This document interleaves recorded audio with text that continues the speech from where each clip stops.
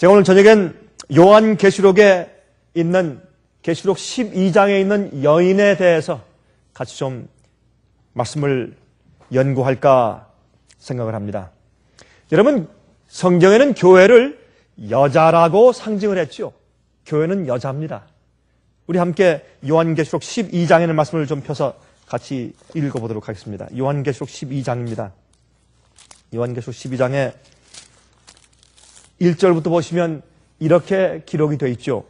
하늘에 큰 이적이 보이니 해를 입은 한 여자가 있는데 그 발 아래는 달이 있고 그 머리에는 12별의 면류관을 썼더라 그랬습니다. 여러분, 여기에 하늘에 큰 이적이 보인다 그랬어요.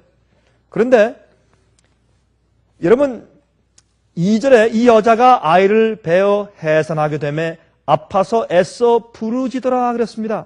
그런데 3절에 보면 또 다른 이적이 보여요.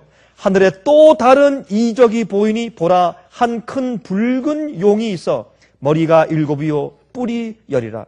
그 여러 머리에 7 면류관이 있는데 그 꼬리가 하늘 별 3분의 1을 끌어다가 땅에 던지더라. 용이 해산하려는 여자 앞에서 그가 해산하면 그 아이를 삼키고자 하더니 여자가 아들을 낳으니 이는 장차 철장으로 만국을 다스릴 남자라. 그 아이를 하나님 앞과 그 보좌 앞으로 올려가더라. 그 여자가 광야로 도망하며 거기서 1260일 동안 저를 양육하기 위하여 하나님의 예비하신 곳이 있더라 그랬습니다.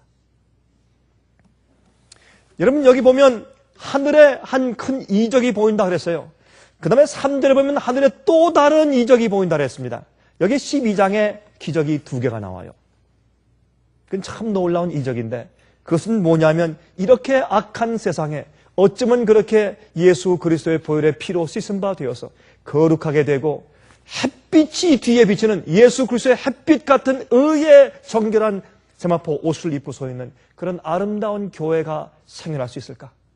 이렇게 타락하고 유혹이 많고 마귀의 배도와 마귀의 이 정말 교란하고 멸망시키려고 하는 그런 악한 역사가 심한 이 세상에서 어쩌면 이렇게 이 땅에 살지만 땅에 속하지 않은 사람들, 이 땅에 사는 것 같지만 하늘에 살고 있는 그런 아름다운 여인 같은 정말 정절이 있고 정말 처녀 같은 그런 교회가 생길 수 있을까? 그렇게 해서 성경은 하늘에 큰 이적이 보인다 그렇게 설명을 한 것이에요. 여러분, 교회는 이적입니다.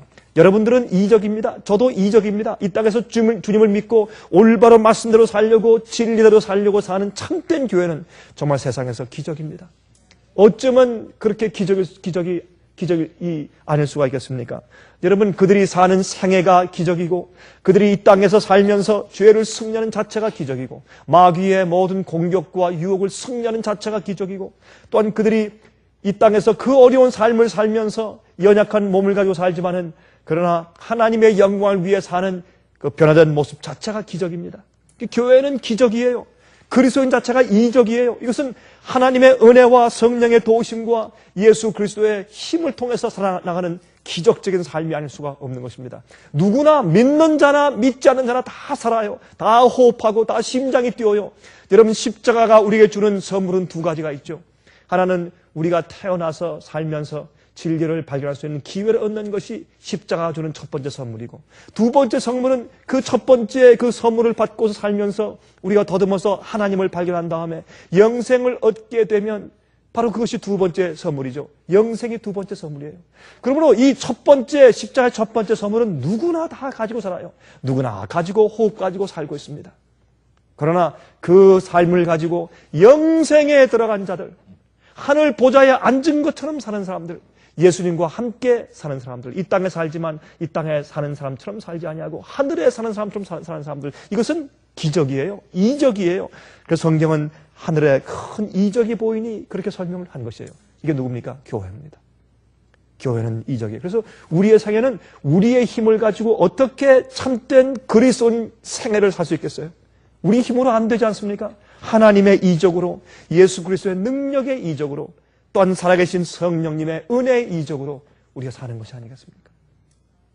참 우리의 이 생명이 얼마나 귀한 것인지, 우리가 언제 어떻게 될지 모를 이 생명을 가지고 정말 매일매일 기적 같은 생을 살아야 할 것입니다. 예수님을 위해 살고 주님의 영광을 위해 살고 진리 위해 살고 다른 사람들을 하늘 왕국으로 인도하는 그런 기적적인 삶을 우리가 살아야 할 것입니다. 그런데 이 교회를 여자라고 상징했습니다. 그런데 왜 여자일까요? 여러분, 교회는 예수 그리스도의 아내이기 때문에 그렇습니다. 아내이기 때문에. 예수 그리스도의 아내예요. 부인이에요. 여러분, 아내는 남편을 위하여서, 남편에 의하여서 살고 있는 자가 아내예요. 어떤 분들은 특별히 이제 화면을 통해서 이 말씀을 지켜보는 분들 가운데 어떤 분들은 제가 지금 해석하는 아내에 대한 정의를 혹시 동의하지 않는 분들이 계실 것입니다. 그러나 사실은 그렇습니다. 사실 부인은, 아내는 남편을 위하여서, 남편에 의하여서 살고 있는 사람이 아내입니다. 그래서 성경에 하나님께서 해와를 만드실 때 남편을, 아담을 돕는 배필로 만드셨다고 그렇게 말씀하는 것입니다. 그래서 성경은 남자를 먼저 만드시고 그 다음에 돕는 배필로 여자를 만드셨습니다. 여러분, 그것은 예수님께서 당신을 위하여서, 하나님을 위해서 세상을 창조하시고 우리 인류를 창조하신 것을 거기에 상징하는 것이 아니겠습니까? 여러분, 그런데 현대인들은 요즘에 특별히 페미니즘을, 여성 우일주의를 믿는 사람들에게는 별로 통하지 않는 얘기겠지만, 그러나 이 아내는 말이죠, 남편이 음식과 필요를 공급하여 주는 대상이에요. 아내는 사실은 요즘에 나가서 남편보다 부인들이 돈을 더 잘 벌어오고 더 좋은 직장을 가지고 있고 더 뻑이고 더 인정을 받고 더 인기가 있고 그런 시대에 살고 있어요. 다 그렇지 않지만 많은 부인들이 말입니다. 많은 부인들이 더 똑똑하고 실력이 있다고 하는 그런 시대에 우리가 살고 있기 때문에 좀 이상하게 뒤틀어졌지만은 사실 아내는, 성경적으로 아내는, 하나님께서 원래 아내를 창조하신 목적을 따라서 성경적인 아내는 남편이 그 음식과 필요를 공급하여 주고 보호해 주는 대상이에요. 사랑하고 보호함을 받는 대상이에요. 남편이 그를 감싸주는 대상입니다. 그것이 여인이고 그것이 아내예요. 그래서 성경은 교회를 여인으로 대표했어요. 여인으로 상징했어요. 예수 그리스도께서 보호해 주시고 필요를 공급해 주시고 도와주시고 안위해 주시고 사랑해 주시고 그렇게 하시는 대상이 교회이기 때문에 교회를 여자라고 그렇게 성경은 말하고 있다 그 말입니다. 이 여인이 빛의 옷을 입고 있다 그랬어요. 빛의 옷을. 여러분, 이 빛의 옷을 입고 있는 것은 17장에 나타난 음녀와 대조적이에요. 성경에는 특별히 요한계시록에 정결한 처녀가 나오고 음녀가 나오죠. 여러분, 요한계시록은 대조의 책입니다. 그렇죠? 그래서 이 음녀는 붉은빛 짐승을 타고 화려하게 꾸미고 금과 은으로 차고 진주로 보석으로 꾸미고 그리고 금잔을 들고 있어요.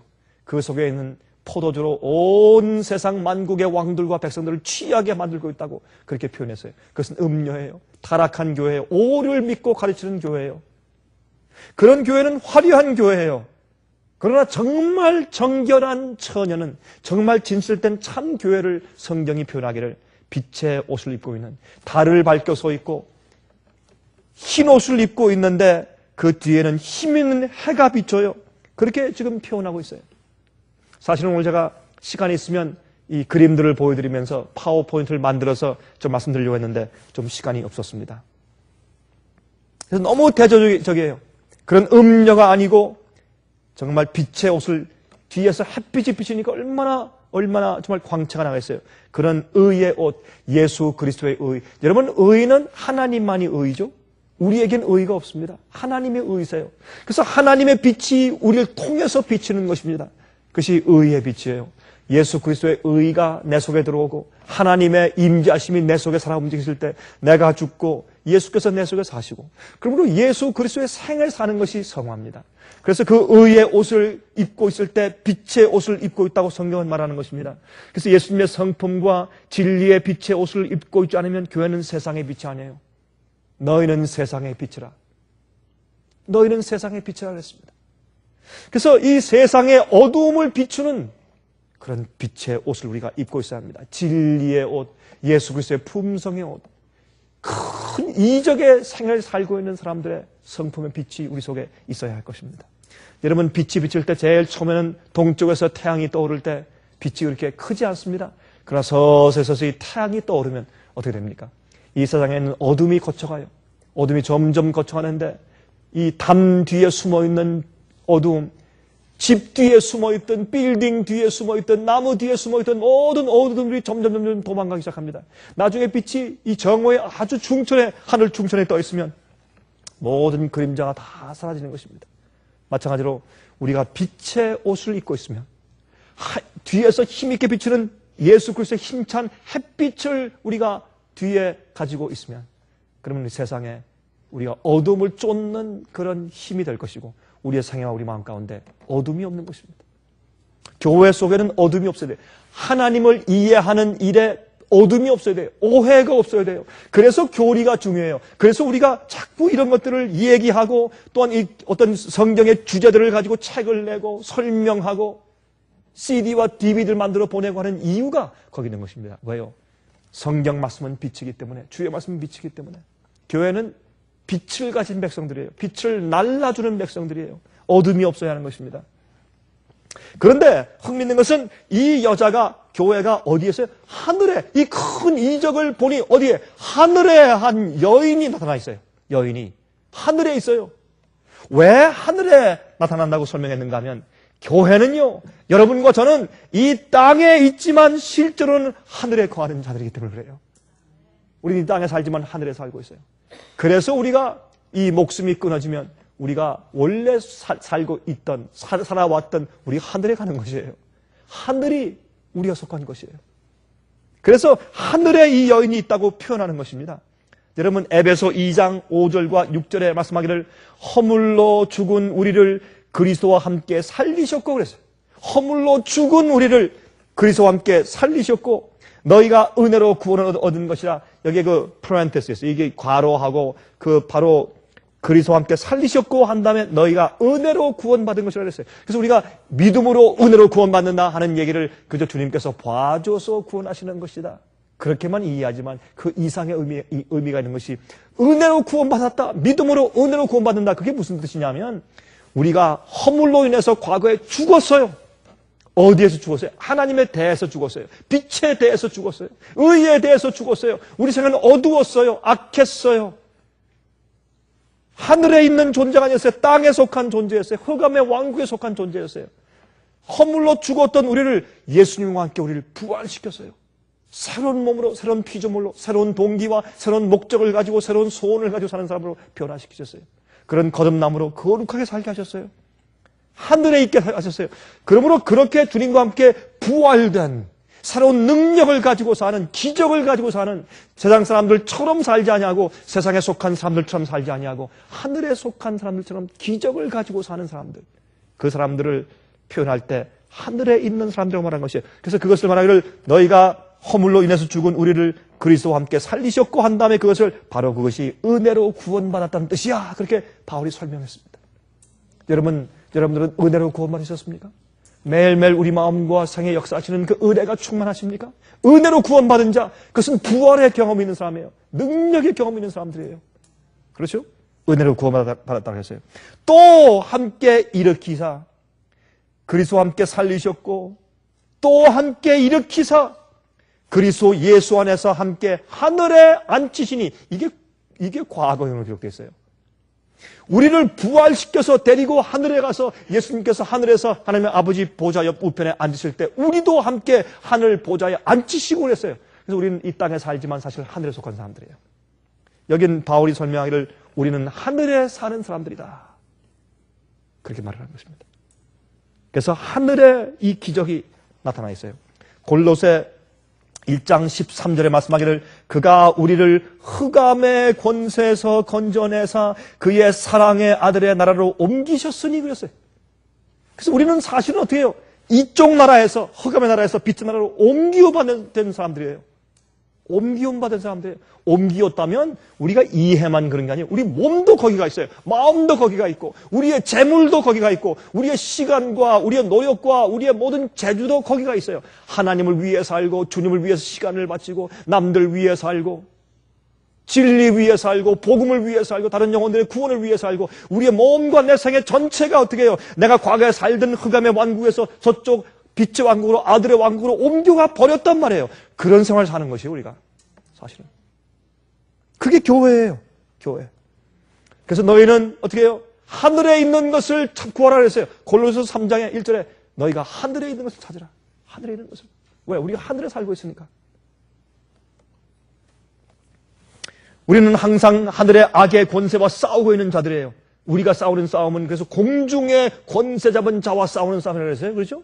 우리 이 땅에 싸우는 자들이 아니에요. 왜? 우리 하늘에 속한 자니까. 하늘에 속한 자니까 하늘에 있는 악령들과 싸우는 사람들이에요.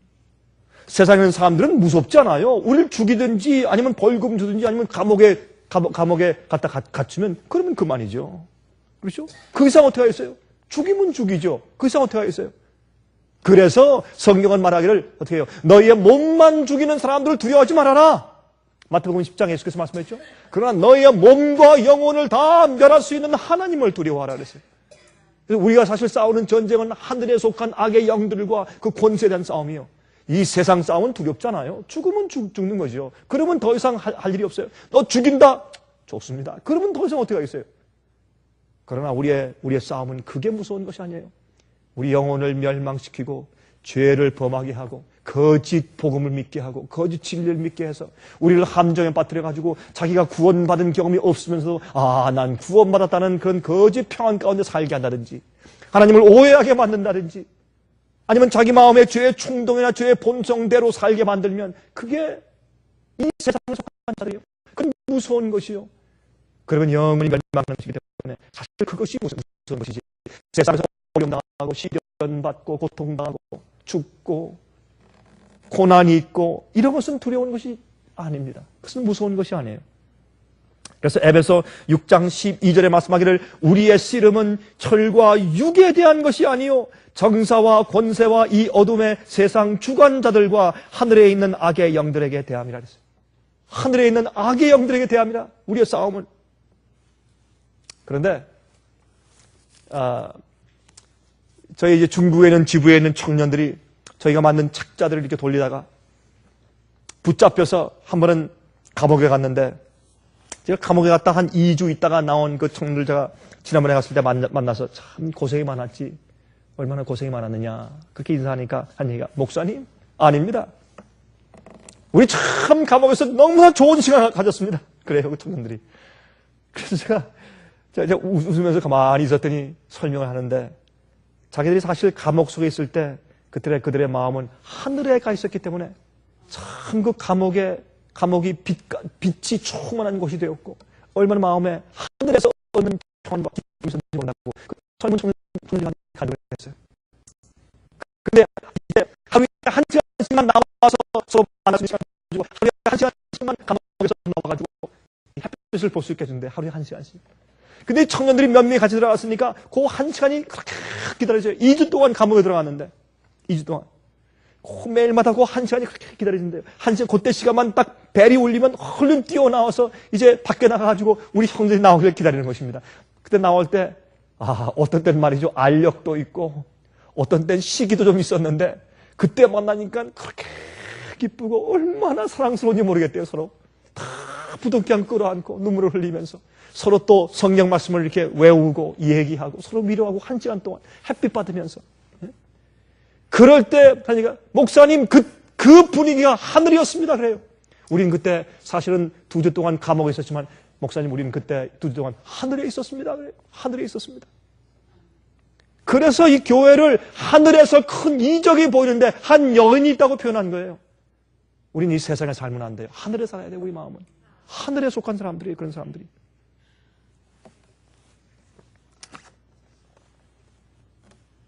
여러분 또한 아가서 6장 10절에 말씀하기를 아침 빛같이 뚜렷하고 달같이 아름답고 해같이 맑고 기치를 버린 군대같이 어미한 여자가 누구인가? 이게 누구예요?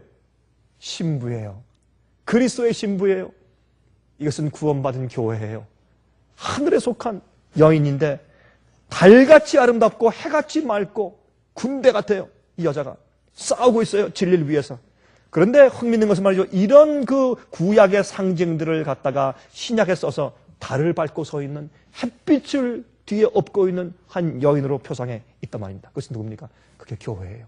여러분과 저예요. 우리예요. 믿는 자들이에요. 참되게 믿는 자들이에요. 그런데 여기에 달을 밟고 서 있다 여인이 하는 것은 달은 구약의 말씀, 성경을 상징합니다. 성경. 왜 그래요? 이 성경의 말씀은 누구를 보입니까? 하나님을 보여줍니다. 예수님을 보여줍니다. 성소제도, 절기제도, 이게 다 뭐예요? 앞으로 오시는 메시아, 햇빛 대신 구세주 여호와 예수님을 보여주는 상징적인 제도들이에요. 그렇죠?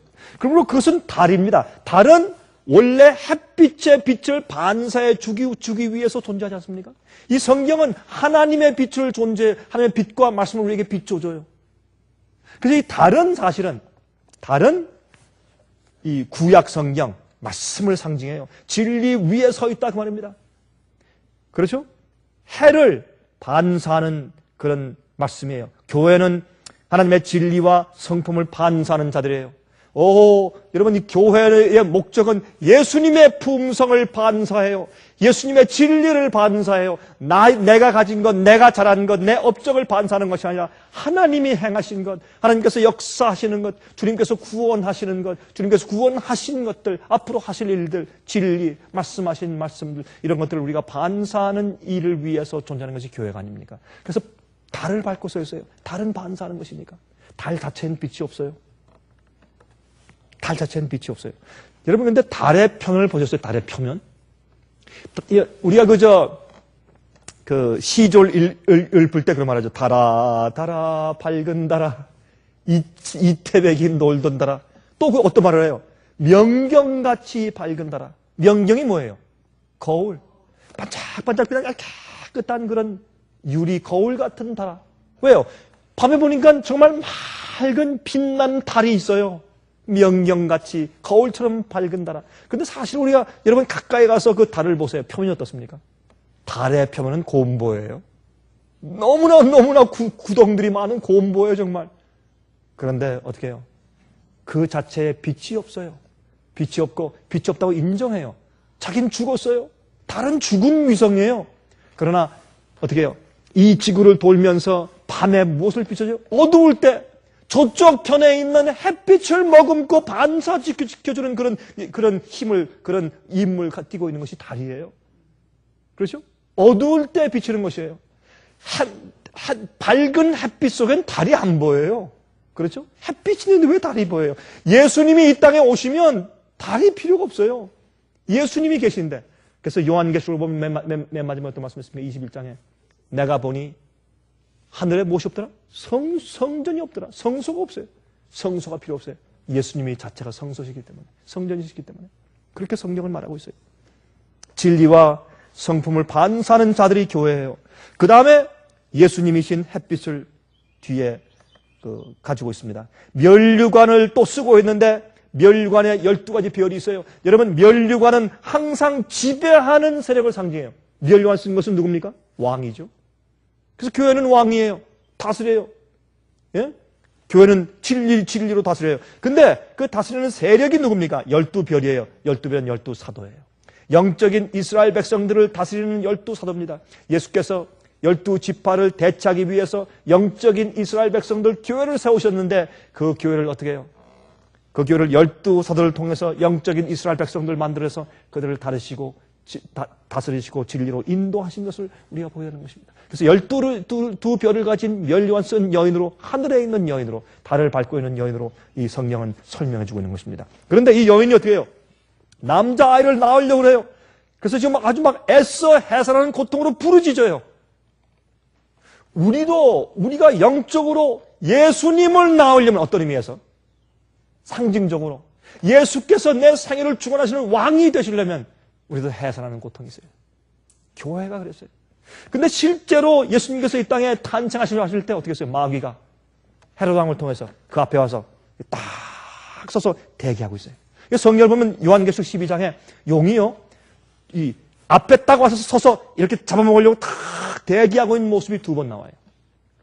그것이 요한계시록 12장 2절에 나오고 또 나중에 16절, 17절에 나와요. 처음 부분에 나오고 마지막 부분에 나와요. 누가요? 예수님이 탄생하시려고 하다가 잡아먹고 죽이기 위해서 앞에서 탁 노리고 있는 용으로 상징됐고, 맨 마지막 시대 여자의 남은 무리를 박멸하고 죽여서 없애기 위해서 바다 모래 위에 씩씩거리면서 다 웅크리고 서서 이렇게 앞에 서 있는 그런 모습으로 상징되어 있어요. 그리고 처음에 초대교회가 시작될 때에 그 교회를 멸망시키기 위해서 앞에 딱 와서 이렇게 발을 짚고서 언제든지 좀 뛰어오르려고 준비하고 있는 그런 무서운 모습이 기록되어 있고, 요한계시록 17장에 여자의 남은 무리, 하나님의 계명을 지키며 예수의 증거를 가지고 있는 그 남은 무리를 삼키기 위해서, 멸망시키기 위해서 바다 모래 위에서 탁 웅크리고 금발에도 달려들어서 물어뜯을 듯한 그런 태도를 가지고 분내어 돌아가서 지금 이렇게 기대하고 있는 그런 모습으로 기록되어 있는 것입니다. 이 남자아이는 예수인 것을 압니다. 이사야 7장 14절에 그러므로 주께서 친히 징조로 너에게 주실 것이라. 보라, 처녀가 잉태하여 아들을 낳을 것이라 그랬어요. 이 아들은 왜 남자아이다라는 말은 뭐냐면 이제 태어난다는 뜻이에요. 어른이 아니에요. 아이예요. 그러므로 우리의 죄를 위해서 이 땅에 오셔서 인간으로 태어나시는 하나님을 이렇게 표현한 것이에요. 하나하나 요한계시록 상징은 얼마나 아름다운지 몰라요. 얼마나 기가 막히고 심오한지 몰라요. 우리가 그것을 오해할 것이 아무것도 없어요. 두 가지 기적이 있는데 하나님의 교회의 출현과 용의 출현이 있는데 왜 또 용의 출현이 하늘에 또 다른 이적이 보이니 그랬는가? 하나님의 의와 그 아름다운 성품과 완전한 그 분위기와 그런 형편 속에서 어쩌면 저렇게 타락하고 저렇게 악한 마귀가 생겼을까? 하나님께서는 마귀를 창조하신 것이 아니죠. 천사를 창조했는데 그 천사장이 루시펠이 마귀가 되었습니다. 루시퍼가. 어쩌면 저렇게 완전하고 아름다운 곳에서, 죄 없는 곳에서 저렇게 죄와 반역이 생겼느냐 말이에요. 그것도 또 기적이에요. 그렇죠? 교회가 이렇게 악한 세상에서 이렇게 의로운 교회가 생기는 것도 기적이지만은 저렇게 의로운 하늘에서 악한 마귀가 생기게 된 것도 그것도 이상한 기적이에요. 근데 그것은 그의 마음 가운데 품고 있는 죄의 의도를 버리지 않았어요. 그것을 하나님의 은혜로 그것을 버리고 회개하고 그것을 승리하고 이기는 그런 하늘의 이적을 경험하지 못했어요. 그래서 그가 악한 자가 된 것입니다. 또 하늘에 있는 이 별의 3분의 1을 그 꼬리로 잡아다가 땅에 내던져요. 그 별은 천사를 상징해요. 욥기 38장 7절에 그때 새벽별들이 함께 노래하며 그랬어요. 이사야 14장 13절에 마귀가 말하기를 내가 내 마음에 이르기를 내가 하늘에 올라 하나님의 뭇별 위에 나의 보도를 높일 것이라. 내가 북극 지폐 산 위에 좌정하리라. 북쪽은 하나님께서 계시는 곳이라고 성경은 상징해요. 그러니까 뭇별 위에 많은 천사를 위해 내 보도를 높일 것이라. 그렇게 말한 마귀에 대한 얘기를 여기 하고 있는 것입니다. 그리고 베드로 후서의 3장 4를 보면 하나님이 범죄한 천사들을 용서치 아니하시고 그런 말씀이 나와요. 유다서 6절에 말하기를 또 자기 지위를 지키지 아니하고 자기 처소를 떠난 천사들을 큰 날의 심판까지 영원한 결박으로 흑암에 가두셨으며, 여기 영원한 결박으로 흑암에 가둔 것은 바로 이 세상이에요. 죄의 세상. 이 세상에서 악한 자들을 유혹하도록 하나님께서 허용하시고 있는 이 흑암이라고 우리가 알아야 되는 것입니다. 그래서 반역한 천사들이 이 땅으로 쫓겨났어요. 그러므로 천사의 3분의 1을 꼬리를 잡아가지고 땅에 내던진 것은 바로 이 천사를 유혹해서 3분의 1을 타락시킨 것을 상징하죠. 성경적으로. 또 여기 보면 사탄이 홍수로 교회를 파괴시키려고 입에서 물을 강수처럼 막 입에서 이 토에서 그 것처럼 홍수 같은 힘으로 그들을 떠내려 보내서 죽이려고 해요. 누구를? 교회를. 이 남자아이를 낳은 교회를 죽이려고 해요. 진리를 가지고 있는 교회, 예수님께서 살아계신 교회, 살아있는 큰 이적의 경험을 한 진리의 교회를 미워해요. 근데 이 홍수라고 하는 것은 말이죠. 여러분 이사야 8장 7절 8절 보시면 그러므로 내가 흉용하고 창이란 큰 하수 곧 아수르 왕과 그의 모든 위력으로 그들 위에 덮을 것이라. 그래서 성경에는 이 원수가 쳐들어오는 그런 광경을 홍수가 엄몰한다, 홍수가 와서 막 침범한다라고 성경은 표현해요.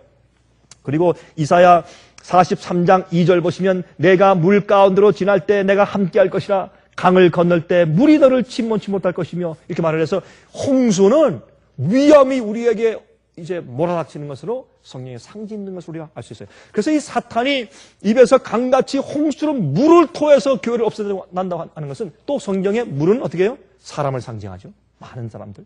그리고 많은 사람들을 보내서 그 교회를 핍박하고 멸망시키려고 하는 장면을 이렇게 상징하는 것을 우리가 알 수 있어요. 그런데 재밌습니다. 여러분이 요한계시록 12장을 가만히 뜯어보시면 여기에 마귀가 3번 전쟁하는 장면이 나와요. 어떻게 전쟁합니까? 제일 먼저 하늘에 있었어요. 그가 하늘에 있었는데 천사들을 꼬이고 천사들과 싸우기 위해서 전쟁을 했어요. 하늘에서 전쟁을 일으켰어요. 두 번째 어떻게 해요? 거기서 실패하고 쫓겨났어요. 이젠 남자아이 예수님과 전쟁을 해요. 예수님이 부활해서 하늘로 올라갔어요. 이제 분을 내서 누구와 전쟁을 해요? 여자와 교회와 전쟁을 해요. 그래서 마귀는 우리를 그렇게 미워하는 것입니다. 예수께서 말씀하기를 세상이 나를 미워했으므로 세상이 너희도 미워할 것이라고 말했어요. 세상에 마귀의 공격을 받고 미움을 받는 것을 이상하게 생각하지 마십시오. 진리 위에서 미움당하는 것을 이상하게 생각하지 마세요. 어떤 분들이 저한테 전화하고 편지하고 또 상담하면서 말해요. 목사님, 내가 이 진리를 발견하고 이거 옳다고 생각돼서 그렇게 말하니까 사람들 날 자꾸 이상하게 생각하고 날 이상하게 봐요. 따돌리고. 왜 그래요, 목사님? 그건 마귀가 미워해서 그래요. 마귀가 예수님을 미워해서 싸운 전쟁을 교회에게 분풀이라는 것이에요. 마귀는 아주 교묘한 자요. 얼마나 교묘한 자인지 마귀가 이용하는 것이 누구예요? 자기 입에서 뭘 토해내요? 물을 토해내. 그 뭐예요? 자기에게 속한 자기 부하를 상해요. 사람들을 상해요. 진리대로 살고 복음을 읽는 성경 그대로 말하고 올바로 얘기하면 사람들이 미워해요. 진리를 미워하는 자들은 누구예요? 마귀에게 속한 자예요. 그래서 그러므로 이 요한계시록을 보면 참교회는 핍박받아서 광야로 도망가는 교회가 참교회고 핍박하는 큰 교회가 무슨 교회예요? 마귀 교회예요. 그렇게 설명되어 있어요.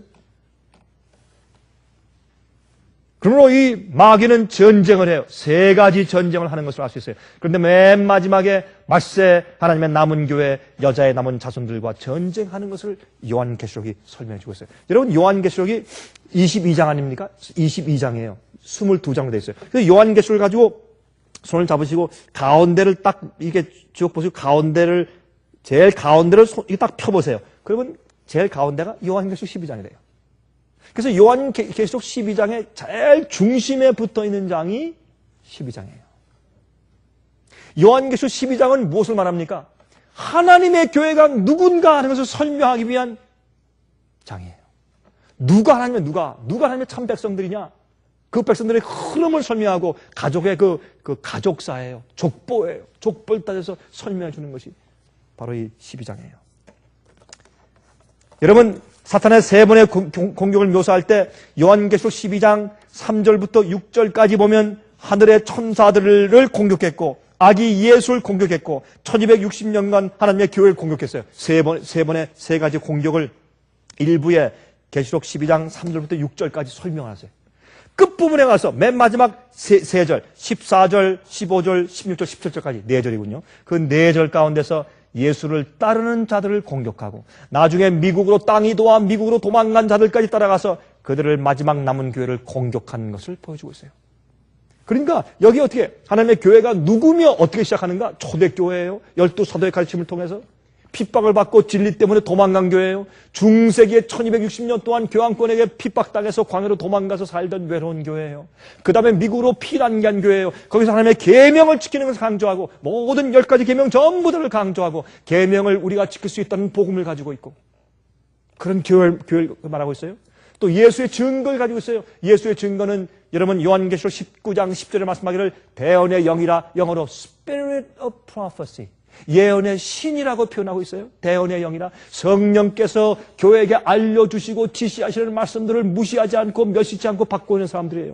여러분 성령의 역사는 항상 매 시대만에 있어 왔어요. 노아 시대에 있었어요. 노아 시대 사람들이 아무리 믿는다고 하고 하나님께서 계신 것을 믿고 심판을 믿었다고 할지라도 그들이 주의 말씀 성령의 가르치심과 성령의 지시대로 이 방주를 짓고 방주 속에 들어가지 않았을 때 그들이 멸망당했어요. 구원받지 못했어요. 그들이 하나님을 다 믿는다고 해도 주께서 말씀하시고 성령의 은사를 멸실치 아니하고 말씀하신 대로 방주를 짓고 들어가지 못하면 구원받지 못했어요. 매 시대마다 성령의 은사를 받는 사람들이에요. 특별히 마지막 시대 특별히 성령의 은사가 있어요. 성령의 영감의 은사가 있어요. 교회에게 주어지는 은사가 있어요. 계명을 지키는 사람들이에요. 계명은 모든 10가지 계명이에요. 여러분, 열째 계명이 무엇입니까? 탐내지 말라. 왜 탐내지 말라 해요? 계명은 우리 마음을 다루는 것이에요. 탐내지 말라고. 여러분, 행동으로 지켜보세요. 탐내지 말라. 계명은 마음으로 지키는 것이에요. 탐내자는 것은 마음에 사는 일 아닙니까? 그래서 마음으로 주의 계명을 다 지키는 경험을 하는 백성들이에요. 그래서 성령께서 매번 인도하시는 것이에요. 여러분, 다니엘서는 뭡니까?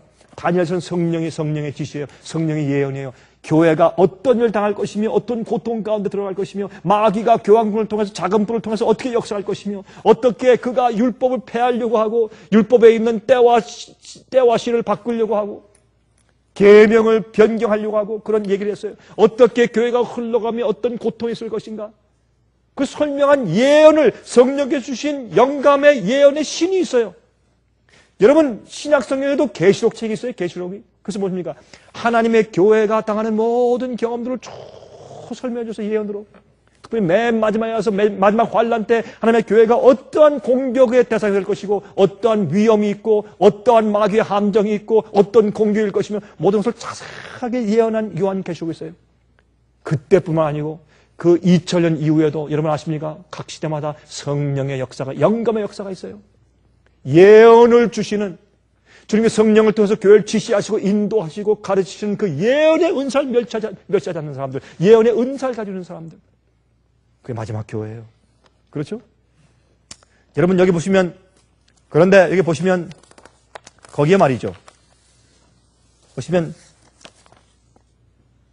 데살로니가전서 5장 19절과 20절에 말씀하기를 성령을 소멸치 말며 예언을 멸실치 말고 그랬어요.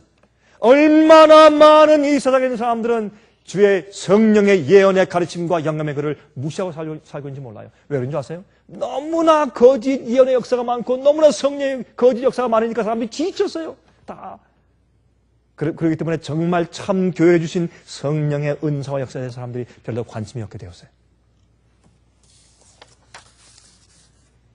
여러분 여기에 요한계시록 12장 17절을 보시면 거기에 말씀하기를 이렇게 말씀하세요. 용이 여자에게 분노하여 돌아가서 그 여자의 남은 자손 곧 하나님의 계명을 지키며 예수의 증거를 가진 자들로 더불어 싸우려고 바다 모래 위에 섰더라. 여기에 분노하여 돌아가서 이 말을 여기에 더불어 싸우려고 전쟁하려고 그런데 이 말을 갖다가 영어 성경에는 사탄이 he went to make war 전쟁을 하기 위해서 일으키기 위해서 갔다 그랬는데 영어 성경에는 Weymouth라는 그 성경역에는 이렇게 말했어요. He went elsewhere. 그가 어느 장소에 있다가 다른 장소로 지금 갔다. 뭐 하기 위해서? 전쟁을 일으키기 위해서 싸우기 위해서 갔다. 그렇게 표현되어 있어요. 이게 무슨 말이에요? 1260년 동안 교황권을 통해서 타락한 교회를 통해서 어떻게 했어요? 마귀는 교회를 참 진짜 말씀대로 예언의 은사대로 성령 말씀대로 믿고 따르는 경건하고 의로운 사람들을 핍박해요. 그 사람들을 잡아 죽이고 많이 순교했죠. 그렇게 하기 위해서 어떻게 해요? 유럽에서 전쟁을 했어요. 유럽에서 전쟁하다가 어떻게 남은 백성들을 어떻게 해요? 강물처럼 토해내서 그들을 다 물에 떠내려가서 죽이려고 하니까 어떻게 땅이 여인 도왔어요. 땅이 그런 환란을 땅이 도와요. 요한계시록 13장에 나오는 미국의 땅이 도와요. 또 와서 그걸 삼켜서 그 백성을 살려줘요. 교회를 그 여인의 남은 자손을 살려줘요. 그래서 그 남은 자손들이 미국으로 도망왔을 때 그때 사탄이 유럽에서 전쟁을 하다가 놓쳤어요. 그게 어떻게 해요? 미국과 있다. 지금 전쟁은 여기서 he went elsewhere. 있던 장소에서 다른 장소로 가서 뭘 일으켜요? 전쟁을 일으켜요. 어디에요? 그가 주의 백성들이 도망가는 곳에 따라가서 다른 곳에 가서 전쟁을 일으키는 모습을 우리 성경에서 볼 수 있다고 말이에요. 또 모페 성경은 말하기를 he went off to make war. 어떤 장소에 있다가 다른 곳으로 그냥 점프해서 팍 뛰어가서 전쟁을 일으키려고 막 점프해가는 그런 모습으로 기록되어 있어요. 마귀가. 주의 백성의 흐름에 대해서 성경은 설명해주고 있어요. 예언이.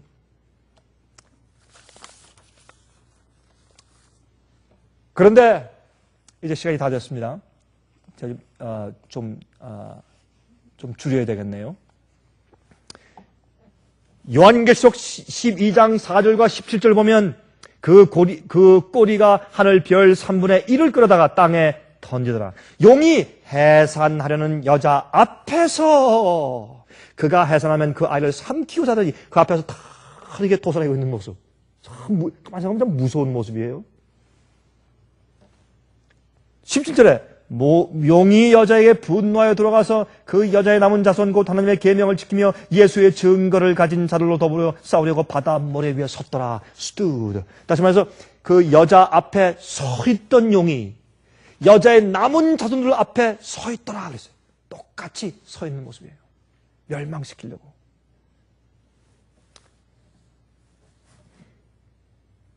처음에 남자아이인 예수님을 죽이기 위해서 국가와 교회의 지도자들이 공모하여 핍박하고, 여러분 예수님이 33년 반 동안 얼마나 고통을 당하셨어요. 그분처럼 세상에서 그런 많은 시련을 당한 분이 어디 있을까요? 어떻게 우리가 주님의 생애를 명상할 때 우리가 감히 많은 시련 때문에 불평할 수 있을까요? 그렇게 교회와 국가의 지도자들이 공모하여서 핍박하고 나중에 십자가에 못 박아 죽인 것 같은 용의 전쟁이 다시 반복될 텐데, 누구에게? 마지막 백성들에게. 마지막 백성들에게. 그게 마지막 환란입니다. 그런데 끝으로 좀 봅시다. 끝으로. 그런데 하나님의 참 교회가 과거에 어떻게 붉은 용과 싸워서 승리했는가 하는 것을 기억하고 있어요. 여기 보면 그것이 요한계시록 12장 10절과 11절이에요. 한번 펴서 보십시다. 요한계시록 12장 10절과 11절 보십시다. 이렇게 말씀했어요. 내가 또 들으니 하늘에 큰 음성이 있어 가로되 이제 우리 하나님의 구원과 능력과 나라와 또 그의 그리스도의 권세가 이루었으니 우리 형제들을 참소하던 자 곧 우리 하나님 앞에서 밤낮 참소하던 자가 쫓겨났고. 이런 마귀는요 고소하는 자예요. 우리의 약점을 알아요. 우리의 실수와 잘못을 알아요. 여러분, 그래서 우리가 매일요 우리의 실수와 잘못과 죄를 잘못된 것을 주 앞에 갖다 내려놓고 주 앞에 바치고 던져드려야 돼요. 주님이 우리를 용서하시게 만들어야 돼요. 마음을 정확하게 씻어야 돼요. 임마누엘의 보혈의 피로 우리 마음 가슴을 씻어야 돼요. 양심을. 그래야 마귀가 뭘 못해요? 고소를 못해요. 그래야 우리가 잘 때 평안한 마음으로 잠잘 수 있어요. 마귀가 고소할 틈이 없기 때문에. 우리가 죄짓지 않고 범죄하지 않고 완전하기 때문이라기보다 우리가 우리 죄와 실수와 잘못과 연약한 점을 주 앞에 다 드렸기 때문이에요. 주님이 당신의 피로 씻을 분들 어떻게 주님께서 보호하세요. 의에 당신의 의로 덮으세요. 회개하고 우상과 죄를 굴복하지 않은 사람은 주님께서 덮어주지 않으세요. 그래서 마귀가 고소할래야 고소할 수가 없어요. 고소하려면 예수님을 통과해서 가야 되기 때문에. 밤낮 형제를 고소하던 자예요. 그것밖에 몰라요, 여러분. 여러분 어떤 사람들 보면 밤낮 욕만 하는 사람들이 있죠. 그건 누구예요? 그건 마귀 편 있는 사람이에요. 밤낮 남의 흉만 하는 사람들 있죠. 밤낮 남의 약점만 가지고 얘기하고 험담하고 소문 퍼뜨리는 사람들 있죠. 어떤 일만 보면 항상 부정적으로 해석하고 남을 자꾸 이상하게 말하려고 애쓰는 사람들 있죠. 그건 누구 성격이고 그게 마귀 성격이에요. 그게 밤낮 참소하는 자예요. 마귀가 그래. 마귀는 성령이 떠난 자예요. 악한 자예요. 그것밖에 모르는 자예요. 얼굴이 일그러져 있는 자예요. 그런데 그들이 이길 때 어떻게 이긴 줄 아세요? 이거 보세요. 또 여러 형제가 어린 양의 피와 자기의 증거하는 말을 인하여 저를 이겼으니 그들은 죽기까지 자기 생명을 아끼지 아니하였다 그랬어요. 이들이 과거에 우리 전의 선조들이 마귀의 그 참소하는 마귀와 홍수의 같은 사람 떼를 보내서 그들을 핍박하고 죽이려고 했었던 그 마귀의 엄청난 시련들과 핍박과 그런 모든 고소를 승리한 것은 두 가지로 승리했는데 무엇으로 승리했어요? 어린 양의 피로 승리했어요. 제가 말씀드렸지만은 어떻게 해요? 예수 그리스도께서 우리 죄를 용서하시는데 너무 온전하게 정결케 쓰시기 때문에 마귀가 고소할 틈이 없어요. 어린 양의 피로 이기는 거지. 여러분들은 어린 양의 피가 여러분의 마음을 그렇게 씻습니까? 여러분 생애를 그렇게 씻어요? 어린 양의 피로 우리가 승리하는 것이에요. 두 번째, 자기의 말 증거로 이겨요. 여러분 보세요. 로마서 10장 9절과 10절에 말씀했어요. 내가 만일 내 입으로 예수를 주로 시인하며 또 하나님께서 그를 죽은 자 가운데서 살리신 것을 내 마음에 믿으면 구원을 얻으리니 입으로 예수님을 인정하고 또한 마음으로 믿으면 구원받는데 사람이 마음으로 믿어 의에 이르고 마음으로 믿으면 어떻게 해요? 죄의 종에서 의의 종으로 옮겨가요. 거룩한 열매가 생겨요. 그렇게 된 다음에 마음으로 믿어 의에 이르어요. 그 다음에 입으로 시인하여 구원에 이른다. 이게 무슨 말이에요? 제일 처음에 진리를 우리 머리로 인정하고 받아들이고 믿어요. 그 다음에 마음으로 믿어요. 그럴 때 우리가 의로워져요. 그렇죠? 그 다음에 어떻게 됩니까? 그런 의로움이 우리 생애 가운데 말로 증거로 나타나요. 생의 열매로 나타나요. 어떻게 나타나요? 죽기까지 생명을 아끼지 않을 때까지 주님과 함께 서요. 무슨 시련이 오고 어려움이 와도 진리를 타협하잖아요. 어떤 일이 생겨도 죄와 타협하잖아요. 반역과 타협하잖아요. 아무리 인기를 갖다 주고 도를 갖다 주고 명예를 갖다 주고 지위를 갖다 줘도 거기에 타협하잖아요. 생명을 아끼지 않고 죽기까지 그들이 마귀를 이겼다 그랬어요. 이긴 것은 어린 양의 피와 그들의 말의 증거로 이겼어요. 우리는요, 어떤 것을 믿는 것만에 그치는 것이 아니에요. 믿는 자는 생명 죽을 때까지 그 진리 위해 살아야 돼요. 얼마나 많은 사람들이 믿는다고 말하지만 막상 시련이 올 때, 위기가 올 때, 환난과 핍박이 올 때 타협하는지 몰라요. 여러분, 우리가 왜 타협하거나 왜 뒤로 물러나는 줄 아세요? 자기 때문이에요. 다른 거. 여러분, 저도 해봤어요. 자기 때문이에요. 자기가 어려움 당하지 않기 위해서, 자기가 인기를 어떻게 계속 누리기 위해서, 자기가 자기 평판을 더럽히지 않기 위해서, 자기 가족을 위해서, 또 나를 위해서, 자기 편리를 위해서, 자기 먹기 위해서, 자기 목구멍이 포도청이라. 그래서 타협하고, 그래서 비겁해지는 것이요. 그래서 할 말을 못하는 것이요. 성경은 말하기를 어린 양의 피로 이기지만 또 뭐예요? 자기의 말의 증거로 그들이 이겼어요.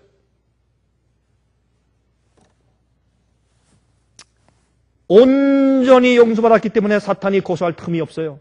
또 우리의 말의 증거로, 생의 증거로, 생명까지 아끼지 않는 충성심으로, 주님의 진리를 지키는 충성심으로 그 증거로 그들이 이겨요. 제가 이번 주에 제가 청년들 가르치고 제가 채플에서 설교하면서 그렇게 얘기를 했어요. 거기에는 여러 나라의 청년들이 있어요.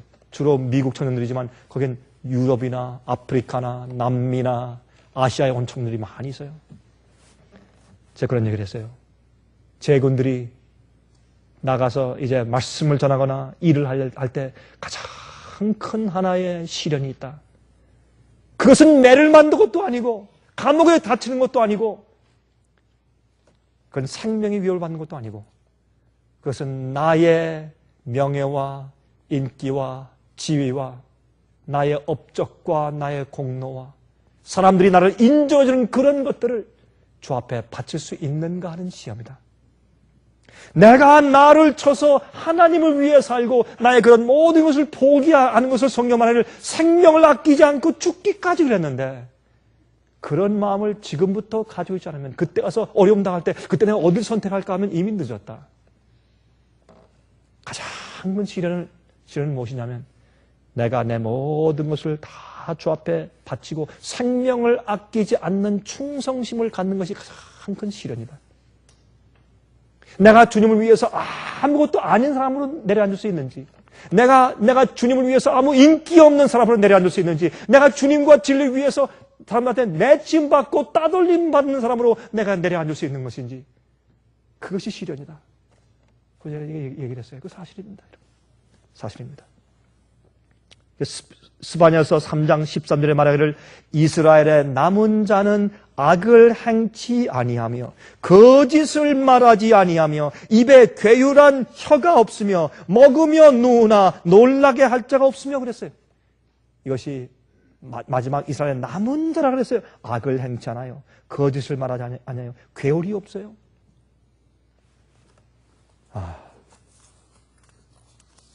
여러분 침례 요한은 그는 30년 준비한 다음에 6개월 동안 짧고 굵게 일하다가 칼에 맞아 죽었어요.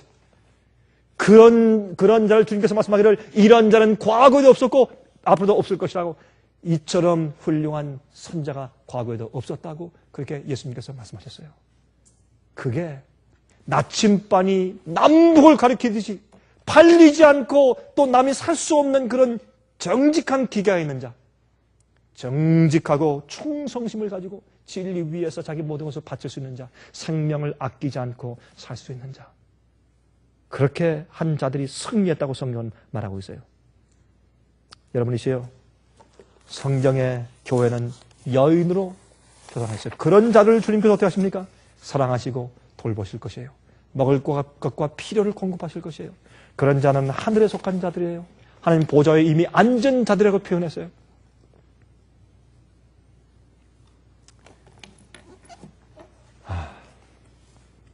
이번 주말은 우리 마음을 좀 무겁게 하는 주말입니다.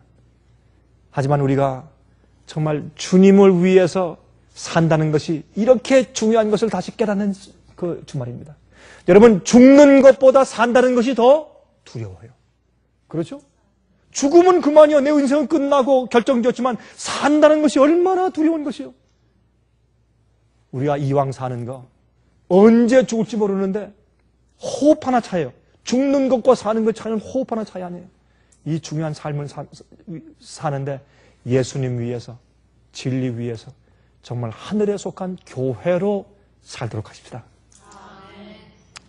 하늘에 계신 우리 아버지시여,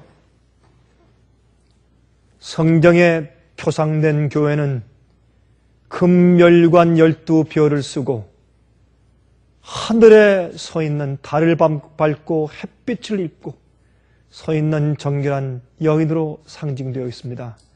주님, 우리가 이 세상에 살지만 세상에 속하지 않게 해주시옵소서. 하늘에 속한 백성들로 살게 해주시되 흑암에서 빛의 왕궁으로 옮겨진 사람처럼 살게 해주시옵소서. 우리 속에 진리를 오해하는 어둠이 있습니까? 마귀의 성품에 속한 간악함이 남아있지 않습니까? 죄와 우상들의 어둠이 있지 않습니까? 주님이시여, 우리가 흑암의 권세에서 온전히 구원받아 옮긴 자 되게 해주시옵소서. 예수 그리스도의 어린 양의 피로 승리케 해주시되 우리 마음속에는 모든 것들을 씻고 씻어서 죄를 용서받은 것만이 아니라 온전히 포기하고 굴복한 상태에서 승리케 해주시옵소서. 그래서 마귀가 우리의 마음 가운데서 틈을 발견할 수 없도록 해주시옵소서. 그리고 그래서 의로운 우리의 삶이 우리 마을의 증거와 생의 증거로 열매로 나타나게 해주시옵소서. 주여, 우린 하나님의 자비의 능력이 필요합니다. 우리는 하늘의 이적들이 되어야 합니다. 저희를 도와주시옵소서. 예수 그리스도의 귀하신 이름을 의지하여서 간절하게 기도합니다. 아멘. 은혜 많이 받으셨습니까? 지금까지 들으신 이 생애의 빛 예배설교는 간절한 마음으로 진리를 찾는 분들과 정직한 양심으로 말씀을 받아들이고 언제나 진실이 무엇인지를 생각하는 그리스도인들을 위한 말씀입니다. 주변 가족들이나 친지들 중에 말씀을 사모하고 순결한 신앙을 갖기 소원하는 분들이 계시면 생애의 빛 예배설교 테이프를 소개해 주시기 바랍니다. 매주 원하시는 분들의 가정으로 직접 배달되는 생애의 빛 예배설교는 개인의 신앙 부흥이나 소규모 그룹 예배를 위하여 비디오와 오디오 테이프, DVD, CD로 제작되었습니다. 생애의 빛 예배설교 테이프를 원하시는 분들은 1-877-704-1004번으로 전화하여 주시기 바랍니다. 생애의 빛은 각종 미디어, 즉 출판물, 텔레비전, 비디오, 오디오 카세트 테이프, DVD, CD, 그리고 웹사이트를 통하여 복음을 전하는 미디어 선교 기관입니다. 생애의 빛에서 이루어지는 선교 사업을 크게 5가지로 나누어 소개하면 다음과 같습니다. 첫째로 생애의 빛은 가정과 건강과 참된 신앙을 소개하는 월간지 살아남는 이들을 매달 발간하고 있습니다. 가정과 건강 문제뿐만 아니라 참된 신앙과 성경에 나타나 있는 중요한 진리들에 대하여 매달 깊이 있게 다루는 최고의 신앙지입니다. 둘째로 생애의 빛은 미국의 주요 도시에서 텔레비전 선교 방송을 하고 있습니다. 많은 분들은 생애의 빛 선교 방송을 통하여 복음을 발견하고 새로운 생애를 살아가고 있습니다. 셋째로 생애의 빛에서는 우편 통신을 통하여 평신도들의 성경 연구를 도와드리는 성경통신학교를 운영하고 있습니다. 성경에 나타나 있는 중요한 문제들에 대하여 체계 있게 공부하기를 원하시는 분들은 성경 연구 단기 코스와 계시록을 통한 성경 교리 연구, 또한 요한계시록 연구 과목을 신청하시기 바랍니다. 교재 및 모든 비용이 무료인 생애의 빛 성경 연구 과정을 통하여 복음과 예언 문제를 가장 쉽고 체계 있게 공부하시기 바랍니다. 넷째로 생애의 빛은 예언 연구를 위하여 특별하게 제작된 비디오 시리즈를 나누어 드리고 있습니다. 성경 구약과 신약의 대표적 예언서인 다니엘서와 요한계시록을 처음부터 마지막까지 자세하게 해설해 드리는 예언 연구 비디오 시리즈를 통하여 많은 분들이 성경과 미래에 대한 새로운 시야를 가지고 살아가게 되었습니다.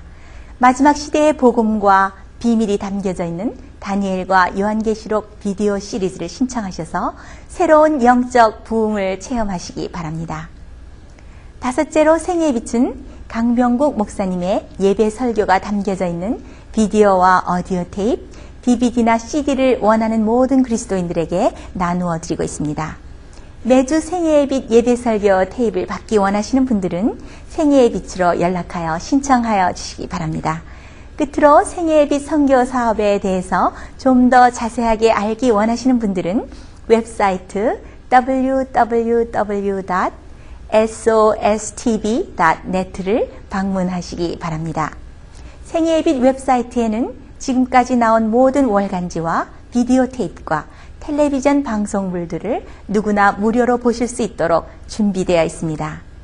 지금까지 소개해드린 생애의 빛 선교 교재들 중에서 원하시는 책자나 테이프 있으시면 무료 전화 1877-704-1004번으로 신청하여 주시기 바랍니다. 미국 동부 시간으로 월요일부터 금요일까지 9시에서 5시 사이에 전화해 주시기 바랍니다. 그럼 다음 시간까지 안녕히 계십시오.